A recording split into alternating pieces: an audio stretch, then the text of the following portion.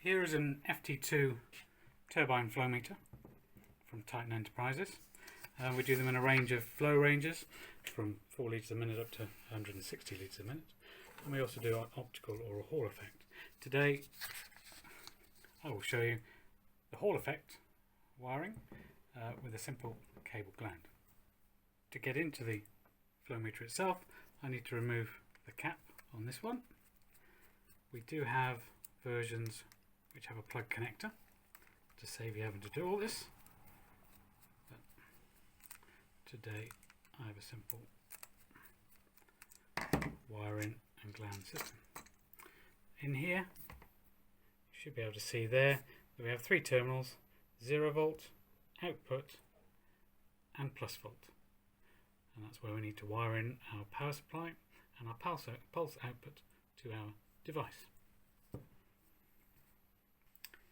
We're going to wire into the Titan Pulsite Solo, which is a simple display which can take pulse and coil and reed switch inputs.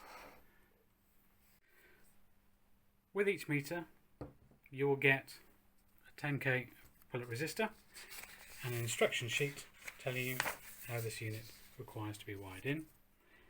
As you can see, this is the simple one with a standard connector block inside, and it shows you 0 volt output and plus volts need to be connected.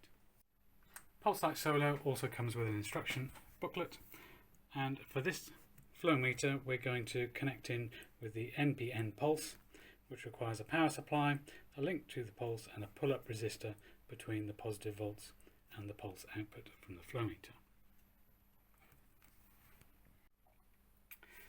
The Pulsite Solo, you simply remove the back, and once you do so you get to the internals here. You can also see on here the terminals are marked with coil, pulse, volt, reed switch and 0 volt. We're going to connect in to the 0 volt, the plus volts and the pulse. Now, as this is quite a small terminal block, I am already going to wire in a bigger terminal block just to make all the connections easier. And as you can see on here, I've got the 0 volt, plus volts and pulse, and I've already put a wire in here so I can connect the power supply directly to it.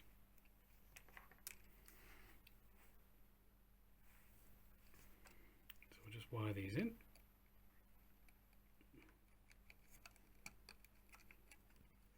So the terminal block is now wired in with the 0 volt, plus volts and pulse in the correct terminal blocks, and the 2 wires going out, which will then be connected to my power supply over here with the 0 volt there and the plus volt there.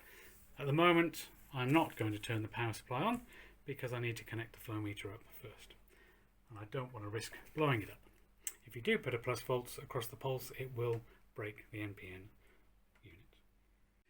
I have a short length of cable here which I'm going to connect to the meter, but of course I must make sure I already have the cable gland pulled through before I start wiring anything up.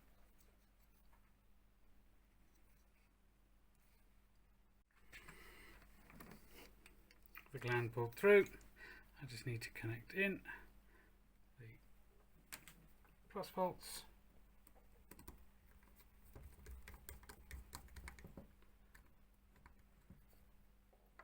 the pulse, which in this case is the black wire,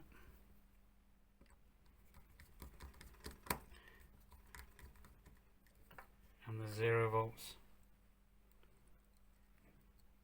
in the end terminal here.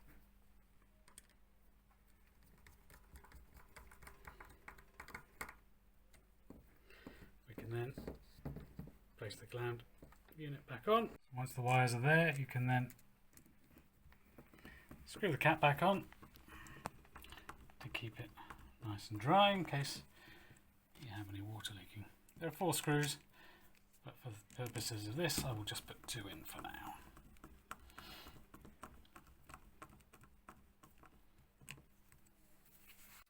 So now we need to connect the other end to the display device, and this is an NPN and requires a pull-up resistor which will have come with your unit. We supply a 10k pull-up, which works perfectly well. You need to place that between the pulse input, which is the black wire here, and the positive volts, which is the brown wire here.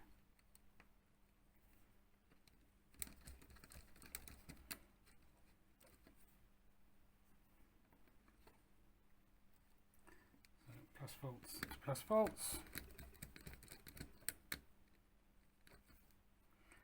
Finally, the 0 volts.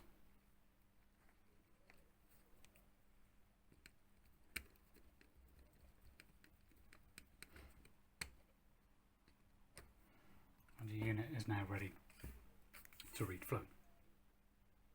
The FT2 meter is now ready for me to install it. The neat thing about the FT2 is that it comes with removable fittings. So it has a simple slide bar which you can pull out, and so you can change what fittings you use. It's quite tight, it's got a good seal on it, but there you go. And so we can change these for a variety of stainless steel, different sizes, PVC or even PVDF. In this case I've got a 1/2 inch stainless steel fitting, which I will now place back on the unit, and I will fit into my little pump system. So I'll now fit this into our little pumped water system. Here is the FT2 in situ. I've just connected it to a pump. Make sure you make the arrow in the correct direction so the flow is going in that direction. And then we can turn on the pump, in this case. And then turn on the power supply. I'm currently running about 12 volts, but you can run it up to 24 volts. It should work, and then if we turn over the display we should see the flow. And currently this is saying we only have about 0.6 of a litre per minute flowing through the device.